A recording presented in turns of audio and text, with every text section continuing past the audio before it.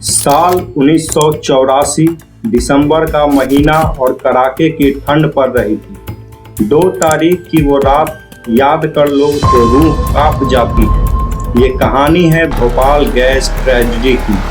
Factory में हादसे होते रहते हैं, लेकिन 2 और 3 दिसंबर की रात भोपाल के गैस फैक्ट्री में जो हादसा हुआ वो कोई आम हादसा नहीं था।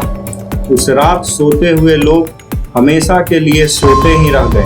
कोई कह रहा हमारा पति नहीं है, कोई कह रहा हमारी बीवी नहीं है, कोई कह रहा हमारे बच्चे नहीं है, कोई कह रहा हमारा परिवार पूरा बिछड़ा। भोपाल गैस कांड वर्ल्ड लार्जेस्ट इंडस्ट्रियल डिजास्टर के रूप में जाना जाता है। आम हादसे तो लोग कुछ समय बाद भूल जाते हैं, लेकिन भोपाल गैस कांड को कभी भुलाया नहीं जा सकता। भोपाल गैस कांड के पीड़ित सालों बाद भी आज मीडिया में अपना दुख बताते हुए बोलते हैं कि काश हम भी उस रात को मर गए होते। भागे रहे हम लोग, गैस निकली। तो अभी आपको क्या परेशानी है? घटना आ गई लेकिन कैंसर बन गया। आज इस वीडियो में ये जानेंगे कि भोपाल गैस कांड कैसे हुआ और कौन इसका जिम्मेवार था।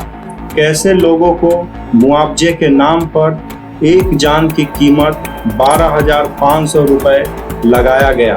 कैसे उस फैक्ट्री का मालिक चालाकी से देश छोड़कर भाग गया था। भोपाल में UCIL नाम की फैक्ट्री को साल 1969 में लगाया गया था, जिसमें सेविन नाम का कीटनाशक बनाया जाता था।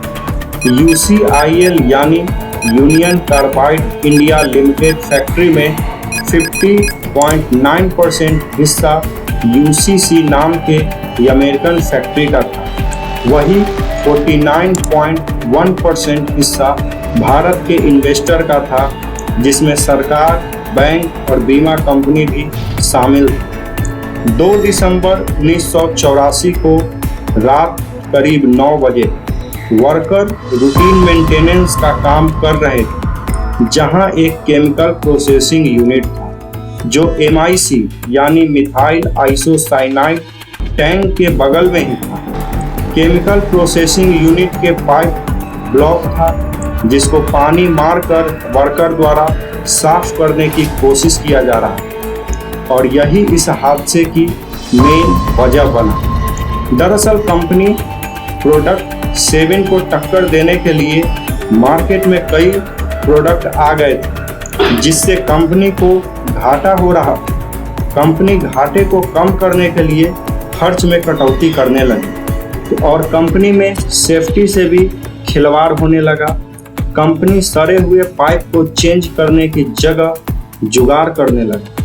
केमिकल प्रोसेसिंग यूनिट और MIC टैंक को एक ही वाटर पाइप से कनेक्ट कर दिया, और MIC वाले टैंक के साइड पानी रोकने के लिए वाल्व लगाकर पानी को रोक दिया जाता।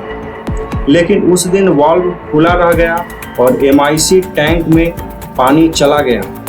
MIC वाटर से रिएक्ट करके ढेर सारा गैस और हीट बनाता है, जिससे टैंक में ज़्यादा प्रेशर बनने के कारण लीक हो गया।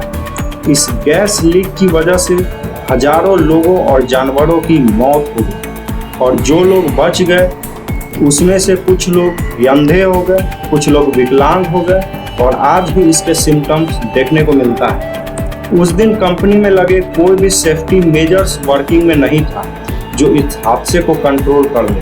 सवाल उठता है कि इतना कुछ होने के बाद कंपनी का मालिक कहां चला गया। उस कंपनी का चेयरमैन था वॉरेन एंडरसन। भोपाल गैस कांड के 4 दिन बाद यानी 7 दिसंबर 1984 को वॉरेन एंडरसन अमेरिका से भोपाल लैंड करता है, और पुलिस उसको गिरफ्तार कर लेती है। लेकिन ताज्जुब की बात यह है कि उसको गिरफ्तार करके पुलिस उसको थाने नहीं ले जाती, बल्कि गेस्ट हाउस में ही गिरफ्तारी के कुछ देर बाद बेल देकर उसको भोपाल एयरपोर्ट भेज दिया जाता है, जहां से वो दिल्ली चला जाता है। फिर उसके बाद अमेरिका, और फिर दोबारा कभी भारत नहीं लौट के आता है।